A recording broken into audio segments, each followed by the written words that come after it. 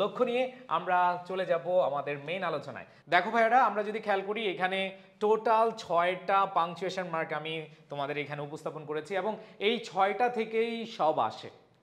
আর দুই একটা যদি আসে তাহলে সেটা নিয়ে আমরা আলোচনা করব, বাট এই 6টার মধ্যেই আমাদের ইনশাল্লাহ সবকিছু কমপ্লিট হয়ে যাবে। দেখো কি কি আছে। কমা, কমার ব্যবহারটা আমরা মোটামুটি অনেকেই জানি, বাট কমাটা কিন্তু অনেকবার আসে। এরপর দেখো এক্সক্লেমেশন যে মার্ক, মানে সাইন অফ এক্সক্লেমেটরি, আশ্চর্যবোধক চিহ্ন, অ্যান্ড দেন অ্যাপোস্ট্রফি রয়েছে, ইনভার্টেড কমা রয়েছে। বিশেষ করে ইনভার্টেড কমাটা আমাদের সবচেয়ে বেশি ব্যবহার হয় প্যাসেজ বা ন্যারেশন আকারে যেগুলো আসে। সো তোমাদের মধ্যে অনেকেরই ভয় হচ্ছে ভাইয়া ন্যারেশন আকারে যেগুলো আসে সেগুলো পারি না। নো টেনশন, একটু চিন্তামুক্ত থাকো। ভাইয়ের ক্লাস যেহেতু করতে এসেছো, আমি নিশ্চয়তা দিতে পারি ইনশাল্লাহ যদি প্রথম থেকে শেষ পর্যন্ত করো তোমাদের পাংচুয়েশন নেওয়ার ভয় নাই। কিসের ভয় নাই জানো? সেটা হচ্ছে 7 আউট অফ 7ই হবে, 6 হবে না, 5 হবে না, পুরো 7 নম্বরই কনফার্ম করতে পারবা। সো এখানে দেখো কোয়েশ্চেন মার্ক রয়েছে, ফুল স্টপ রয়েছে। সো এই কয়েকটা বিষয় আমরা খুব ভালোভাবে শেখার চেষ্টা করব। সো আমি একটু টেকনিক দিয়ে যেগুলো আসে সেগুলো নিয়ে একটু আলোচনা করব।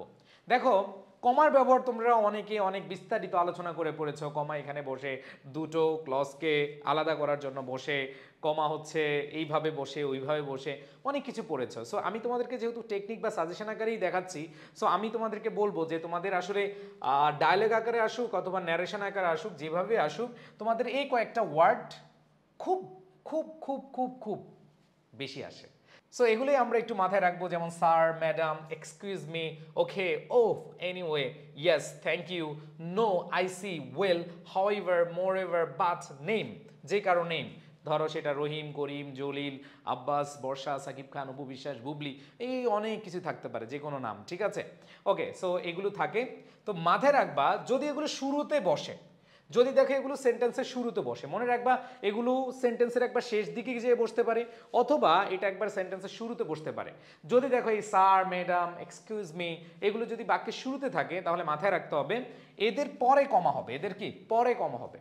আবার বুঝাচ্ছি, টেকনিকটা হচ্ছে এই যে ওয়ার্ডগুলো, এগুলো কিন্তু পরিচিত ওয়ার্ড। তোমরা এমন কেউ আছো যে ভাইয়া এইখানে এমন কোনো ওয়ার্ড আমি দেখতে পাচ্ছি যে ওয়ার্ডটা আমি কখনো দেখি নাই। আমার বিশ্বাস প্রত্যেকটা ওয়ার্ড কিন্তু তোমরা দেখেছো অথবা ফ্রেজ তোমরা দেখেছো। সো এখানে যদি এগুলো বাক্যের শুরুতে থাকে, কোথায় থাকে? বাক্যের শুরুতে থাকে, তাহলে এদের পরে কমা হবে। স্যারের পরে কমা, ম্যাডামের পরে কমা, এক্সকিউজ মির পরে কমা, ওখের পরে কমা, এটা আমরা আশা করি মনে রাখতে পারবো। এবার আসো যদি এগুলো সেন্টেন্সের শেষে বসে, সবগুলো না, তারপর আমি একটু লিখে দিলাম যে শেষে যদি বসে তাহলে মনে রাখবা এই যে স্যার, স্যারের আগে কমা, ম্যাডাম, ম্যাডামের আগে কমা, এক্সকিউজ মি এর আগে কমা, ওকে এর আগে কমা, ওহ এর আগে কমা, এনিওয়ে এর আগে কমা, কোনো ব্যক্তির নাম এর আগে কমা।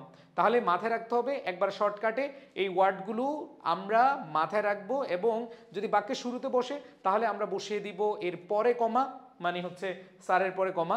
আর যদি দেখি যে না এগুলো হচ্ছে বাক্যের শেষের দিকে আছে তাহলে এদের আগে কমা বসাবো। আসো একটু এক্সাম্পল দেখি আমরা। যেমন দেখো স্টুডেন্ট, এক্সকিউজ মি স্যার, এইখানে দেখো আমরা দেখতে পাচ্ছি স্যার, স্যার হচ্ছে পরে, এই জন্য স্যারের আগে কমা বসছে।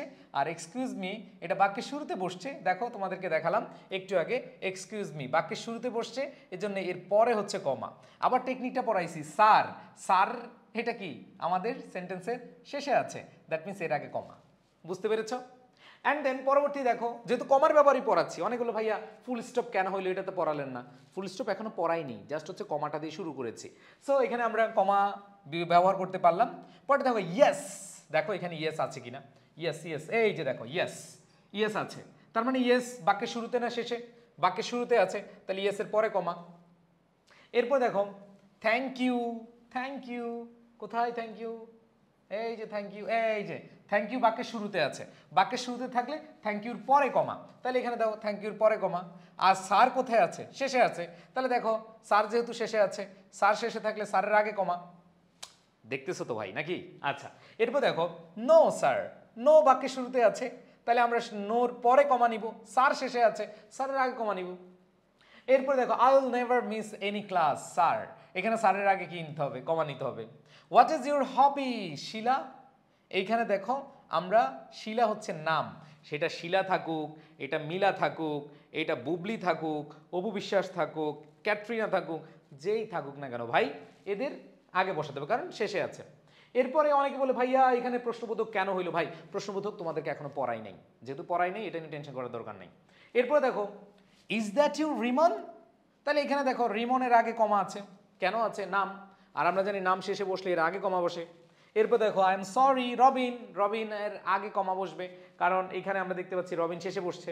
এরপর দেখো মহসিন, মহসিন আগে বসছে, মহসিন ইউ, তার মানে হচ্ছে এইখানে দেখো মহসিন আগে বসছে যেহেতু এই জন্য এখানে পরে কমা। এরপর দেখো এনিওয়ে, এনিওয়ে আগে বসছে এই জন্য এর পরে কমা। আবার দেখো আই থিঙ্ক শেষে বসছে এই জন্য